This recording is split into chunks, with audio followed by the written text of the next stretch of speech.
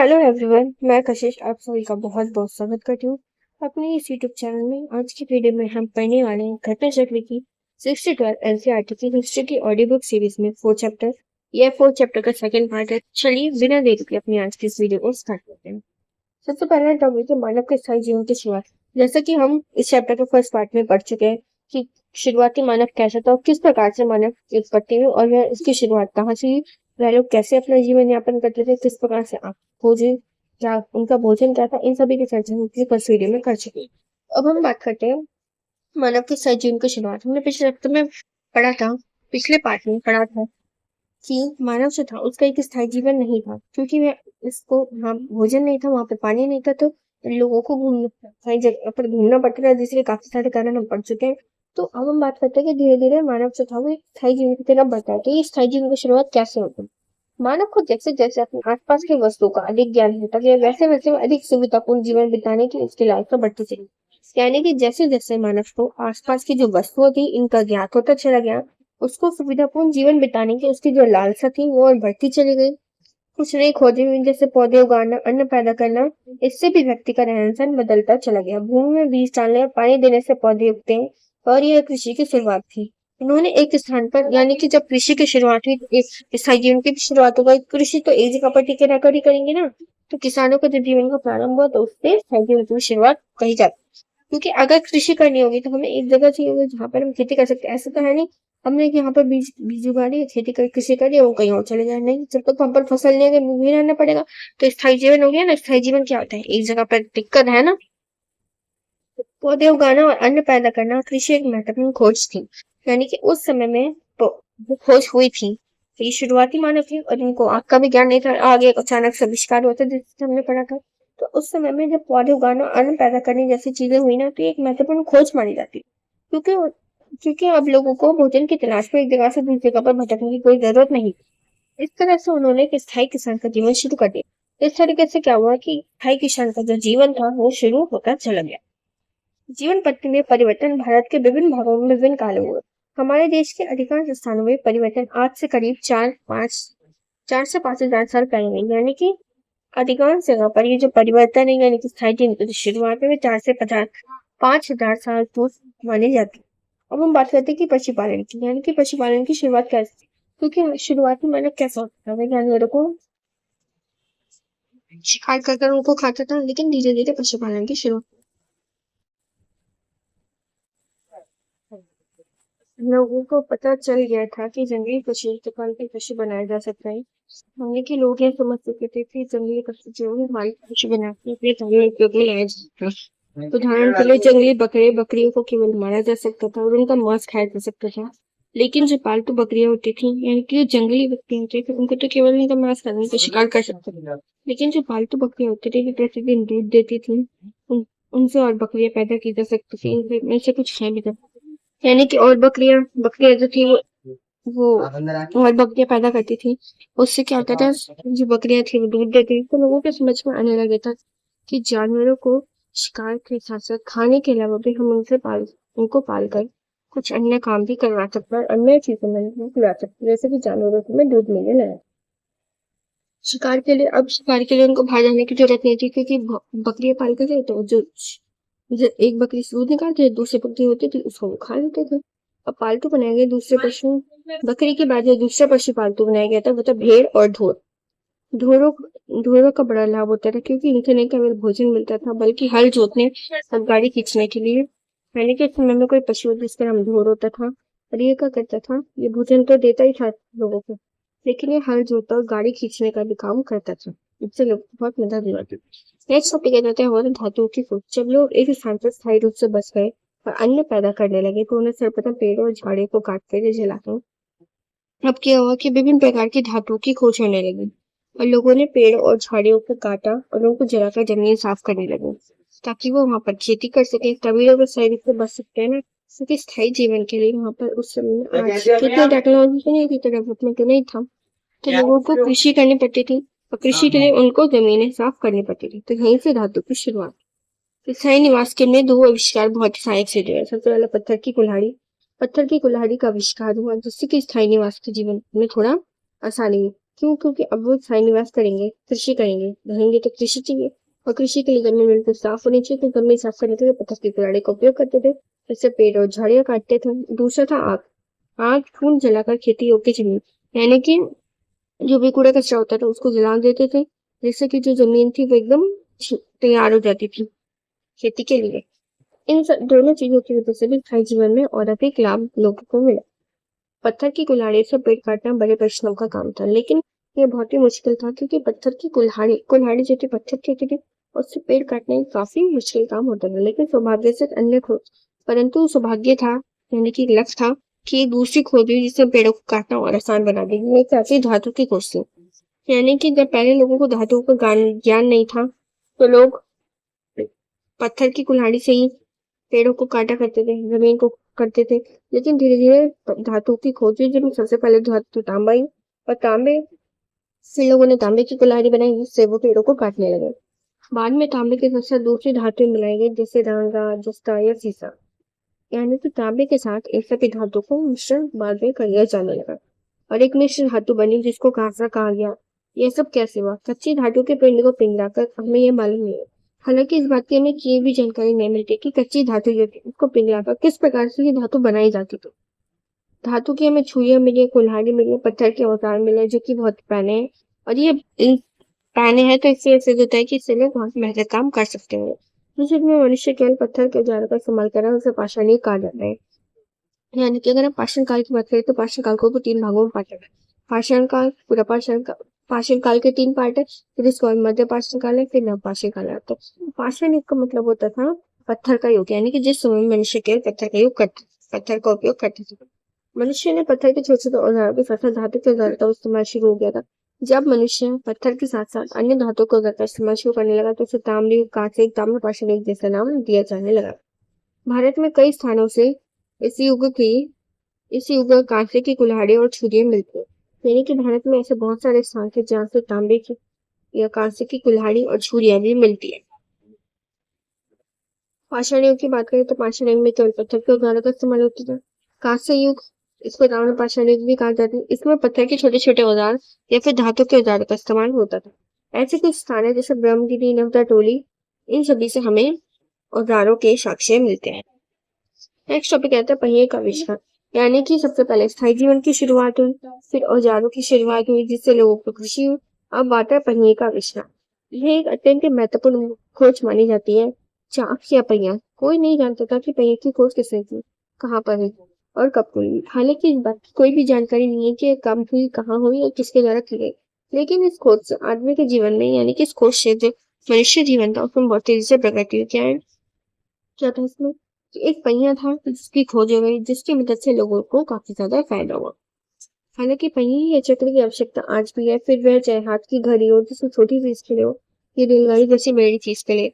आज भी तो पहिए का उपयोग होता है ना। अगर हम हाथ की घड़ी देखें तो उसके अंदर भी व्हील्स होते हैं, या फिर रेलगाड़ी वगैरह कोई बड़ी सी चीज हो, मतलब छोटी से लेकर बड़ी चीज तक सबके अंदर पहिए लगे होते हैं।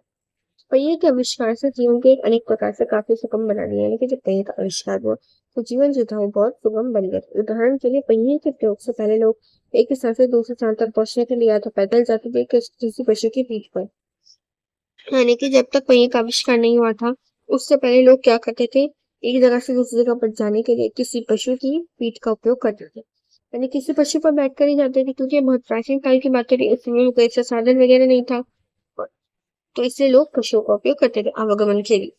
लेकिन अब पहिए का आविष्कार हो चुका था तो पहिए से भी एक ऐसी गाड़ी बना सकते हैं जिसे कोई पशु चला रहा हो, और जिसमें एक से अधिक आदमी बैठकर एक जगह से दूसरी जगह पर जा सकते हैं।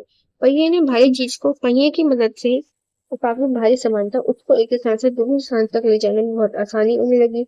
हालांकि ये इससे पहले संभव नहीं था। इसके अलावा चाक का प्रयोग भी होने लगा। चाक के प्रयोग में मिट्टी के बर्तन, यानी कि इस समय में मिट्टी के बर्तन बनाए जाते थे, लेकिन चाक की शुरुआत हुई और चाक से मिट्टी के बर्तन को और अच्छा बनाया जाने लगा। अब हम बात करते हैं कि पहिए के आविष्कार से हमारे जीवन में क्या क्या सहायता हुई। सबसे पहले एक बैलगाड़ी बनाई, पशुओं के द्वारा खींची जाने वाली एक गाड़ी बनाई गई, जिससे कि लोगों को आवागमन में आसानी हुई। भारी सामान को एक स्थान से दूसरे स्थान पर ले जाने में आसानी हुई। चाक पहिए के आविष्कार से चाक का प्रयोग हुआ, जिससे मिट्टी के बर्तन और बेहतर बनने लगे।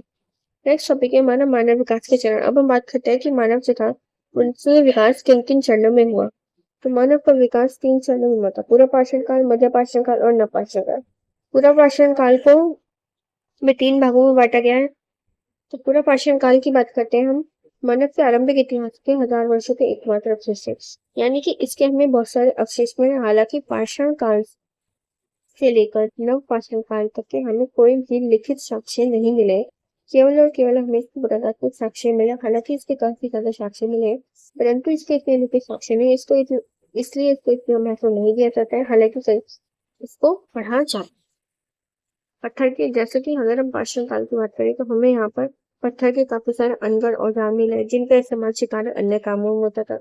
ये औजार अक्सर नदियों के किनारों में मिलते थे, जहाँ उस समय में लोग जानवरों के शिकार भी खोज में घूमते फिरते थे। गुफाओं और शैलाश्रम पर मिलते हैं, जहाँ पर रहते थे। इस युग में पत्थर के औजारों का खूब इस्तेमाल होता था, इसलिए इसे पाषाण युग कहते हैं। यानी कि पाषाण युग का मतलब होता है कि पत्थर के औजारों का। पर इस समय में पत्थर के जो औजार होते थे, इनका बहुत ज्यादा इस्तेमाल होता था। अपने प्रारंभिक औजारों से अनेक काम लेते थे, जैसे मरे गए, यानी कि शुरुआती स्तर पर लोग जो थे, इन औजारों का बहुत सारा इस्तेमाल करते थे। जैसे कि इनसे मरे हुए पशुओं की खाल उतारते थे, उनका मांस काटते थे, उनकी हड्डियां फाड़ते थे। मरे पशुओं की खाल उतारने में, हड्डियां फाड़ने में, मांस में, ये वही सेम लाइन रिपीट हुई है कि प्रारंभिक औजारों का इस्तेमाल इन सभी चीजों में होता था। ये देखिए, ये पूर्व पाषाण युग की बात की गई है। ये पत्थर के औजार है ना, इस प्रकार के होते थे। देखिए, अलग अलग डिजाइन के ये औजारों के अनुभवों से हमने सीखा कि पत्थर को ठीक प्रकार से अच्छी तरह से चिप्पड़ निकल जाते हैं। यानी कि पत्थर जो थे, इनसे पहले चिप्पड़ निकाले जाते थे और फिर इनके औजार बनाए जाते थे। खास जरूरतों के लिए औजार बनाए जाते थे। मानव विकास की 3 अवस्थाओं के अनुरूप औजारों की 3 अलग अलग श्रेणियां। सबसे पहले आती है 6 लाख से 15 लाख ईसा पूर्व, 15 लाख से 35,000 ईसा पूर्व के बीच में, 35,000 ईसा पूर्व से 10 लाख ईसा पूर्व के बीच में। ये सभी मानव के विकास की अलग अलग श्रेणियां हैं। यानी कि इन श्रेणियों के अंदर इसमें कुछ, सबसे पहले इस श्रेणी में अलग औजार बने, फिर इसमें अलग औजार, और फिर कुछ मतलब औजार जो थे वो इसमें बने, फिर थोड़ा सा और डेवलपमेंट होता गया और नई तो कल मैं जाऊंगा 40,000 और 15,000 ईसा पूर्व के बीच में दक्कन का पठार में मध्य पूरा पाषाण काल और उत्तरी पूर्व पाषाण युग दोनों के औजार मिलते हैं। भारत में पूरा पाषाण युग को औजार प्रौद्योगिकी के आधार पर 3 अवस्था में बांटा गया है। पूर्व पाषाण कालीन, मध्य पूर्व पाषाण, उत्तर पूर्व पाषाण। पूरा पाषाण कालीन जो समय था, यहाँ पे हस्तउद्धार मिलते थे, यानी कि हाथ से बनाए जाते थे, जिसमें हैंड एक्स, विदंडी, क्लीवर ये सभी थे। मध्य पूर्व पाषाण कालीन में हमें शलग बनते थे, शलग जैसे औजार मिलते थे जो कि फ्लेक से बने होते थे। उत्तर पूर्व पाषाण कालीन में शलग और फ्लग मिलते थे, जो कि ब्लेड से बने हुए औजार होते थे। मक्खन जो है, ये कहते हैं कि पूरा पाषाण युग को औजार प्रणाली के आधार पर बांटा है। और रामचंद्र शर्मा जो है, इन्होंने अपनी प्राचीन भारत की पुस्तक जो कक्षा 11 में पढ़ी जाती है, इसमें पूरा पाषाण युग का विभाजन कहा है कि, यानी कि मक्खन लाल जो है, इन्होंने कहा है कि पूरा पाषाण युग का विभाजन औजारों के आधार पर हुआ है। लेकिन रामचंद्र शर्मा ने कहा है कि पूरा पाषाण युग का विभाजन औजारों के आधार पर हुआ है, और जलवायु में जो परिवर्तन हुआ है, इन सभी के आधार पर पूरा पाषाण युग का विभाजन हुआ है। नेक्स्ट टॉपिक है मेरा पूर्व पाषाणकालीन संस्कृति। पूरा पाषाणकालीन संस्कृति, पूरा पाषाण का 3 भाग है, पूर्व, मध्य और निम्न। फिर उसके बाद मध्य पाषाण काल आ जाता है। ये पूरा पाषाण काल है, ये चीज ध्यान रखिएगा। बहुत सारे बच्चे इसमें कंफ्यूज होते हैं कि पाषाण काल के 3 भाग तो है। पाषाण काल के 3 भाग है, पूर्व पाषाण काल, मध्य पाषाण काल, नव पाषाण। उसके बाद सबसे पहले पूर्व पाषाण काल आ जाता है। इसके 3 भाग है, पूर्व पूरा पाषाण कालीन, मध्य पूरा पाषाण कालीन, नव पूरा पाषाण। जहाँ पर पूरा आ जाएगा वो पाषाण काल। सबसे पहले हम पढ़ते हैं पूरा पाषाण कालीन संस्कृति के बारे में। इस अवस्था में मुख्य किस्म के औजार थे हस्तकुठार, कुल्हाड़ी और विदंडियां। इनके अलावा एक मुखी खंडक वे क्रोध और श्वेत फलक दोनों पर बनाए जाते, यानी कि मुख्य किस्म के जो औजार थे वे हस्तकुठार, कुल्हाड़ी और विदंडियां थी। इस समय में जो थे एक मुख्य खंडक वे थे, ये सभी औजार क्रोध और श्लेक दोनों पर बनाए जाते थे। भारत में पाई जाने वाली कुल्हाड़ियां का, काफी हद तक वैसी औजार मिले जैसे पश्चिम एशिया, यूरोप और अफ्रीका में मिले हैं। पत्थर के औजारों से मुख्यतः काटने, खोदने, छीलने का काम लिया जाता था। आरंभिक पुरापाषाण युग के स्थल अब पाकिस्तान में पड़ी पंजाब की सोन या सोन नदी की घाटी में पाए जाते हैं। यानी कि पत्थर भारत में जो औजार मिले हैं वे औजार सेम टू सेम ऐसे ही औजार पश्चिम एशिया, यूरोप और अफ्रीका में भी मिले हैं और इन पत्थर के औजारों से काटना, खोदना और छीलने जैसा काम किया जाता था। पुरापाषाण युग के आरंभिक स्थल पाकिस्तान में थे, जिसकी सोन नदी की घाटी से हमें मिलते हैं। पूर्व पुरापाषाण स्थल कई किस्म के आवास स्थल में कच्ची सामग्री के स्रोतों संबंधित कारखाने ऐसे स्थल जो बाद में किसी श्रेणी के खुले थे। यानी कि पूर्व पुरापाषाण युगीन जो स्थल थे, यहाँ पर कई सारे किस्म के आवास स्थल थे, जिनमें शैलशिला और कच्ची सामग्री दोनों का सम्मिश्रण वहां पर मिलता था। इनका कारखाना था जहाँ पर शैलशिला और कच्ची सामग्री का सम्मिश्रण किया जाता था। बाद में इनको धीरे धीरे एक श्रेणी के स्थल खुले स्थान पर किया जाने लगा।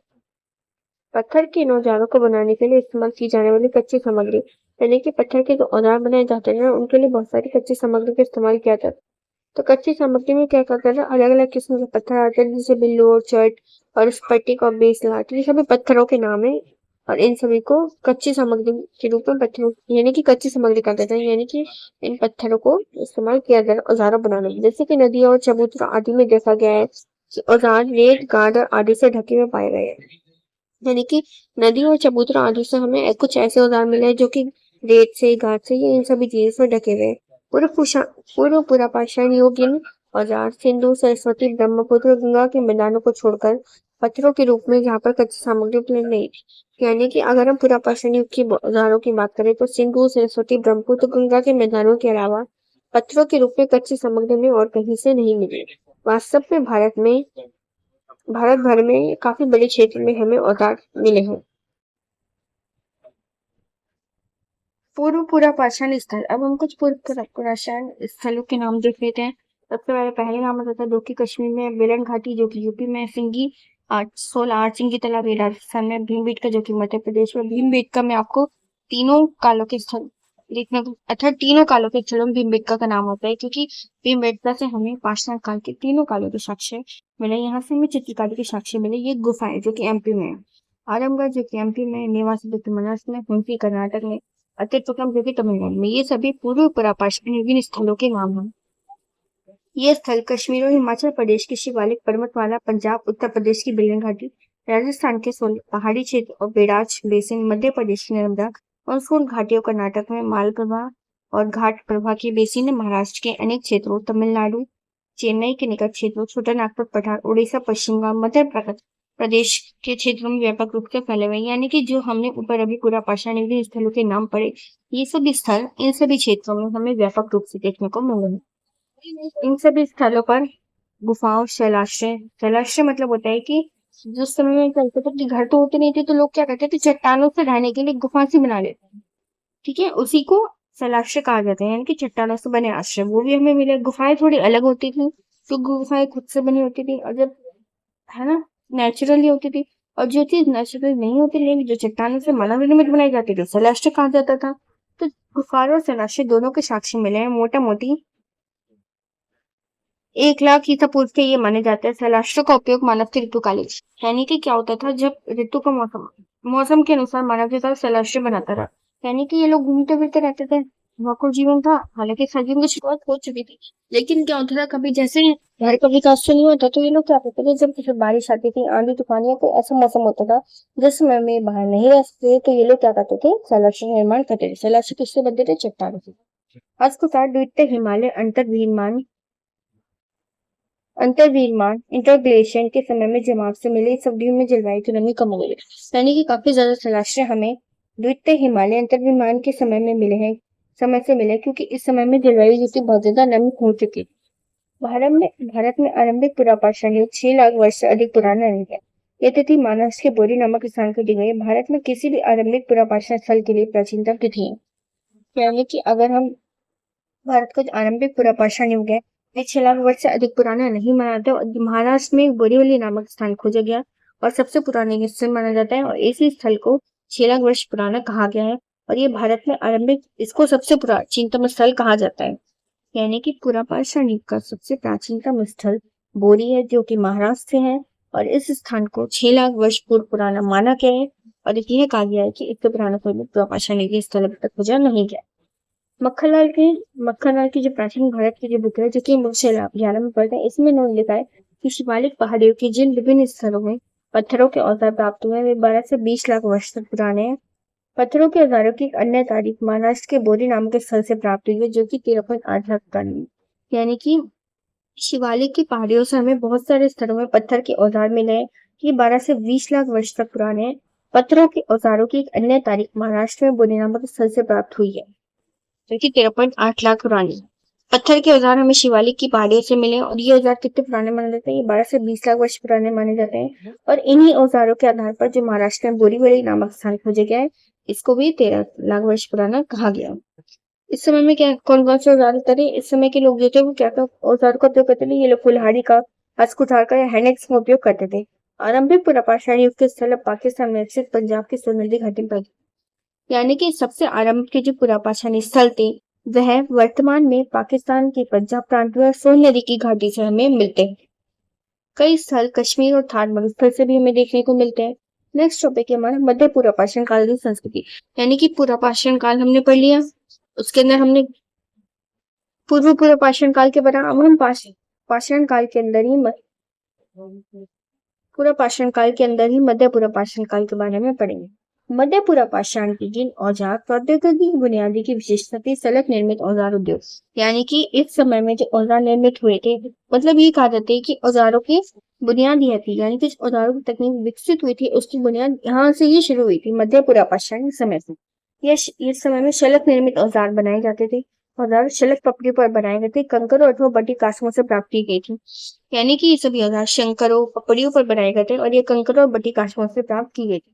इस किस्म के औजारों में छोटे और मध्यम आकार के हस्तकुठार, विदर्निया, यानी कि इस समय में कौन कौन से औजार होते थे? हस्तकुठार, विदर्निया, अलग अलग किस्म की खुरचनियां, वेदनियां और छुरी का चाकू सभी होते थे। उपलब्ध कच्ची सामग्री के रूप में आकार दोनों दृष्टि से क्षेत्रीय भेद भी पाए गए, यानी कि यहाँ पे पत्थरों को बनाने के, जैसा कि हमने पढ़ा कि कच्ची सामग्री की जरूरत होती है, इस समय भी कच्ची सामग्री मिल, हालांकि इनका जो रूप और आकार है वह पहले की तुलना में थोड़ा अलग है। इन औजारों में वेदनियां, आरियां ये सभी शामिल होते रहे। ये मोटी पपड़ियों को, यानी कि जो पपड़ियां होती थी उनको तराशा जाता था पहले अच्छी तरीके से, फिर उनसे ये औजार बनाए जाते थे। जो खुरचनियां थी वो भी कई प्रकार की होती थी, जैसे सीधी, अवतल, उतल पार्श्व वाली, यानी कि मतलब कई शेप की होती थी। इसका मतलब है शेप। यहाँ पे दक्षिणी भी इस उद्योग से संबंधित पाई गई है, यानी कि इस समय में दक्षिणी नाम का एक औजार वो भी पाए गए, लेकिन ये औजार इस काल में इतने व्यापक फैले हुए नहीं है। यानी कि ये सभी औजार इस काल में मौजूद जरूर थे, जैसे खुरचनी, वेदक हमने पढ़ा ना, दक्षिणी, लेकिन इन सभी औजार जो थे इनका जो व्यापक यानी कि जो फैले थे ये इसके बाद के काल में फैले थे। मध्य पुरापाषाण युगीन औजार अधिकांशतः मध्य भारत, दक्षिण राजस्थान, महाराष्ट्र, तमिलनाडु, कर्नाटक, उड़ीसा में पाए गए। मध्य पुरापाषाण युग के महत्वपूर्ण स्थल, अब हम बात कर रहे थे मध्य पुरापाषाण युग के महत्वपूर्ण स्थल। हालांकि मध्य पुरापाषाण युग में काफी ज्यादा स्थल थे, पर हम यहाँ पर केवल कुछ महत्वपूर्ण स्थलों की बात करें। जिनमें सबसे पहला हमारा नाम है भीमबेटका का, सेकंड हमारा लिवासा, थर्ड हमारा पुष्कर, फोर्थ हमारा रोहरी पहाड़ियां, फिफ्थ हमारा Somnath. Question of the day है कि आप लोगों को ये सभी जो स्थल है वो कहाँ से मिले हैं, इनकी जगह बता दें। हस्तकुठार दक्षिण हिमालय अंतर्विमान के समय में जवाब में पाए जाते थे, यानी कि हस्तकुठार जो औजार होता था जब दक्षिण हिमालय अंतर्विमान होता था तो उस समय के जवाब में हस्तकुठार मिलता है। मध्य पुरापाषाण स्थल जिस क्षेत्र से मिलते हैं मोटे तौर पर उसी क्षेत्र में आरंभिक पुरापाषाण स्थल भी पाए जाते हैं। यानी कि क्या है कि आरंभिक पुरापाषाण जो स्थल थे ये मध्य पुरापाषाण स्थल से भी मिलते हैं। यहाँ समय सारे बटिकास्मक उद्योग होते हैं, यानी कि क्या है मध्य पुरापाषाण काल के समय में जो पत्थर के गोले होते थे उनसे एक वस्तु का निर्माण किया जाता था, उस वस्तु को बटिकास्मक कहा जाता था। तो मध्य पुरापाषाण काल से हमें बटिकास्मक उद्योग भी देखने को मिलते हैं। ये तृतीय हिमालयी हिमावर्तन के सीधे समकाल में चलता है। युग की शिल्प सामग्री नर्मदा नदी के किनारे किनारे कई स्थानों पर और तुंगभद्रा नदी के दक्षिण कई स्थानों पर भी पाई जाती है। शिल्प सामग्री हम जैसे पढ़ चुके हैं कि कच्ची सामग्री जो यानी कि जो पत्थर वगैरह होते थे, कच्ची सामग्री जो भी औजारों को बनाने के लिए यूज की जाती थी, है ना, कई प्रकार के पत्थरों के बारे में पढ़ा था, तो वही शिल्प सामग्री होती थी। यानी कि जो मध्य पूर्व पाषाण युग की जो शिल्प सामग्री थी, ये हमें कांकरा से मिलती है। नर्मदा नदी के किनारे किनारे और तुंगभद्रा नदी के कई स्थानों पर भी पाई जाती है। वैज्ञानिक काल की निर्धारण, यानी कि वैज्ञानिकों ने जो पूर्व पाषाण युग का समय निर्धारित किया है वह 15 लाख ईसा पूर्व से 40,000 ईसा पूर्व के बीच कहा गया है, और इसके बाद का कुछ समय भी पूर्व पाषाण युग का ही माना जाता है। नेक्स्ट टॉपिक आता है उत्तर पूर्व पाषाण कालीन संस्कृति। मध्य पूर्व पाषाण युगीन संस्कृति धीरे धीरे उत्तर पूर्व पाषाण युगीन संस्कृति के रूप में विकसित हुई। यानी कि धीरे धीरे मध्य पूर्व पाषाण जो संस्कृति थी ये क्या बनती चली गई, उत्तर पूर्व पाषाण संस्कृति बनती चली गई। इसके अंदर क्या क्या चीजें की वजह से उत्तर पूर्व पाषाण संस्कृति बनती चली गई, तो हम इसमें पढ़े। ऊपरी पूर्व पाषाणी अवस्था में आर्द्रता कम थी। इस अवस्था में विशाल हिमयुग की अंतिम अवस्था के साथ जब जलवायु अपेक्षाकृत गर्म हो गई। यानी कि क्या हुआ कि जो पूरा पाषाणीय अवस्था थी उसमें आर्द्रता यानी कि नमी कम हो गई, और हिमयुग की अंतिम अवस्था के साथ हुआ। यानी कि हिमयुग की शुरुआत, और जैसे ही हिमयुग जो था जब उसकी अंतिम अवस्था आई ना, तो जलवायु में आर्द्रता धीरे धीरे कम होने लगी, जिसके कारण जलवायु जो थी कम गर्म होती चली गई, क्योंकि हिमयुग आ चुका था। और हिमयुग की जो अंतिम अवस्था आई तो नमी कम होती चली गई, नमी कम होगी तो क्या होगा, गर्मी बढ़ेगी, है ना। विश्व यहाँ पे संदर्भ में इसकी दो विशेषताएं, यानी कि मध्य पूर्व पाषाण युग की उत्तर पूर्व पाषाण युग में मिलाने में दो विशेषताएं, जैसे नए चकमक उद्योग की स्थापना। क्या हुआ कि नए चकमक नाम का एक उद्योग था जिसकी स्थापना इस समय में हुई। आधुनिक प्रारूप के मानव होमो सैपियंस का उदय हुआ, यानी कि जो आधुनिक मानव था होमो सैपियंस जिसे कहा जाता है उसका उदय भी इसी समय में हुआ था। भारत में फल को दक्षिणियों का इस्तेमाल देखा जाता है। आंध्र, कर्नाटक, महाराष्ट्र, केंद्रीय मध्य प्रदेश, दक्षिणी उत्तर प्रदेश और बिहार के पठार आदि में प्राप्त होते हैं। यानी कि भारत में हमें फलक, दक्षिणी इन सभी के औजारों का इस्तेमाल देखने को मिलता था। यह औजार हमें आंध्र, कर्नाटक, महाराष्ट्र, केंद्रीय मध्य प्रदेश, दक्षिण उत्तर प्रदेश और बिहार के पठार आदि जगहों से हमें ऐसे औजार मिले। ये आप देख सकते हैं उत्तर पूर्व पाषाण युग के औजार है। इनके पिक्चर आप लोग देख सकते हैं, देखिए क्लियरली एकदम दिख रहा होगा। उत्तर प्रदेश, राजस्थान, मध्य प्रदेश, आंध्र प्रदेश, महाराष्ट्र के विभिन्न स्थलों से उपलब्ध वैज्ञानिक तिथियों के आधार पर हम विश्वास पूर्वक ये कह सकते हैं उत्तर पूर्व पाषाण युग का समय 4,500 से 10,000 ईसा पूर्व तक का था। यानी कि इन सभी जगहों से जो हमें स्थल मिले हैं उसके आधार पर वैज्ञानिकों ने तिथि निर्धारित की है, जिसके आधार पर यह कहा गया है कि उत्तर पूर्व पाषाण युग जो है, यानी कि वैज्ञानिक जो है जिन सभी जगहों से हमें यह स्थल मिले हैं, इनके औजार मिले हैं, उनके आधार पर ये तिथियां निर्धारित की गई है, जो कि 4,500 10,000 ईसा पूर्व तक की मानी गई। उत्तर पूर्व पाषाण युग के नमूने 9,000 से 8,000 ईसा पूर्व के काल के माने जाते हैं। ये आकृति आकार स्वरूप में लगभग एक जैसे हैं। यानी कि उत्तर पूर्व पाषाण युग के और मध्य पूर्व पाषाण युग के जो है इनके औजार है आकृति आकार स्वरूप दोनों में एक जैसे लगते हैं, और इनका समय 9,000 से 8,000 ईसा पूर्व माना जाता है। उत्तर पूर्व पाषाण युगीन औजार राजस्थान, गंगा और बेलन नदी घाटियों के कुछ भागों, मध्य और पश्चिमी भारत, गुजरात, आंध्र प्रदेश और कर्नाटक में पाए गए। यानी कि उत्तर पूर्व पाषाण युगीन औजार हमें कहा राजस्थान से, गंगा बेलन नदी के घाटों से, वहां के कुछ भागों से, मध्य पश्चिमी भारत, गुजरात, आंध्र प्रदेश, कर्नाटक से, इन सभी जगहों से हमें उत्तर पूर्व पाषाण युगीन औजार मिले हैं। अब हम जैसे कि यहाँ पर ये बताया कि उत्तर पूर्व पाषाण युगीन औजारों के स्थल, जो कि हमने ऊपर पढ़ लिए हैं, सेम टॉपिक डायग्राम के रूप में रिपीट हो चुका है, सेम लाइन। उत्तर पूर्व पाषाण युग की सर्वाधिक उल्लेखनीय खोज थी रोड़ी, मलबे, ढोका, चिनाई से बना चबूतरा।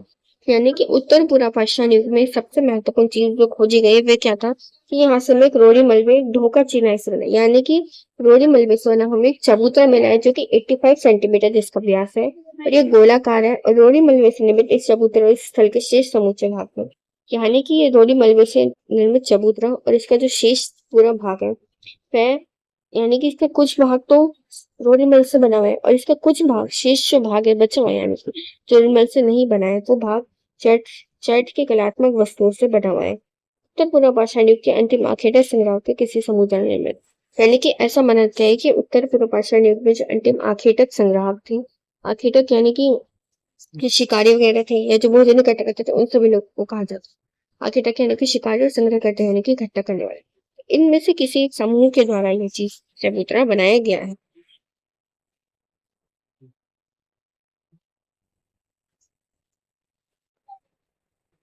इस प्रकार के पत्थर निकट पट्टी कैमूर कगार पर पाए जाते हैं। ये तिकोने और धीरवती, यानी कि ये जो चबूतरा जिन पत्थरों से बने थे, इस पत्थरों की बात की जा रही है कि ये पत्थर जो है ये कैमूर पर पाए गए हैं। तिकोने होते थे, दिल होती है, पतले कलर होते थे। इनका रंग कुछ पीलापन होता था, इनका भूरा और कुछ लालपन। यानी कि पत्थर हल्के से पीले होते थे, भूरे भी होते थे और लाल भी होते थे। ये रोड़ी मलबे से यानी कि जो रोड़ी मलबे से निर्मित चबूतरों पर ऐसे हम पत्थर भी मिले। ग्रामीण क्षेत्र में इनकी पूजा नारी और मातृशक्ति के रूप में की जाती थी। और ग्रामीण क्षेत्रों में ये जो पत्थर होते थे, जो चबूतरे पर रखे होते थे, इनकी पूजा नारी या मातृ शक्ति के रूप में की जाती थी और इन सभी को देवी माँ का एक दूसरा रूप माना जाता था। भारत में अब तक की बात करें तो ऊपरी पुरापाषाण काल के हमें कितने स्थल मिले हैं? 566 स्थल हमें वर्तमान तक ज्ञात हो चुके हैं। हालांकि ये जो डाटा ये चेंज होता रहता है क्योंकि खोजें अभी भी जारी है। इतिहासकार जो है अभी भी खोज पुरातात्विक जो है वो अभी भी खोज कर रहे हैं और खोज के दौरान हमें कुछ भी संशय या कोई भी चीजें मिल सकती है, स्थल वगैरह। तो इसलिए जो डाटा है ये चेंज होता रहता है समय के साथ साथ। पुरापाषाण युग गुफाएं और शैलाश्रय भोपाल से दक्षिण में 40 किलोमीटर दूर भीमबेटका से मिले। शैलाश्रय मैंने आपको बता दिया कि जो मानव निर्मित जो गुफाएं होती थी, जो पत्थर की चट्टान से गुफा बना लेते थे। पुरापाषाणी गुफाएं यानी कि जो गुफाएं शैलाश्रय होते थे, हमें भोपाल से दक्षिण में 40 किलोमीटर दूर भीमबेटका से मिले। शैलाश्रय का उपयोग मानव के ऋतुकालिक बसेरे के रूप में किया जाता हुआ। गुजरात के टिप्पो के ऊपरी तलों पर ऊपरी पुरापाषाणी युगीन भंडार भी मिले हैं, जिसकी विशेषता है यानी कि गुजरात के ऊपरी का जो हिस्सा है वहां से हमें ऊपरी पुरापाषाणी भंडार मिला है। जैसे शैल, फलक, तक्षिणी, खुरचनी, ये सभी अधिक मात्रा में मिलेगी। ये सभी क्या है? औजारों के नाम है। ऊपरी तलों पर ऊपरी पुरापाषाणी भंडार भी हमें देखने को मिला है, जिसकी विशेषता शैलक, फलक, तक्षिणी, खुरचना। यानी कि ये देखिए ये लाइन दोबारा से रिपीट हो गई है, सेम पॉइंट वही है ये। इस प्रकार देश के अनेक पहाड़ी ढलानों और घाटियों में पुरापाषाणी स्थल पाए गए, किंतु सिंधु और गंगा के कछारी मैदानों में से हमें कोई भी ऐसा स्थल नहीं मिला है।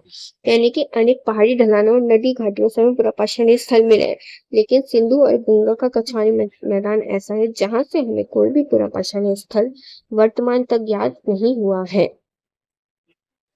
इसी के साथ आज की वीडियो यहीं पे खत्म होती है। मिलते हैं नेक्स्ट वीडियो में एक और न्यू टॉपिक के साथ। Thank you so much for watching. अगर वीडियो अच्छी लगे तो चैनल को लाइक, शेयर एंड सब्सक्राइब करें।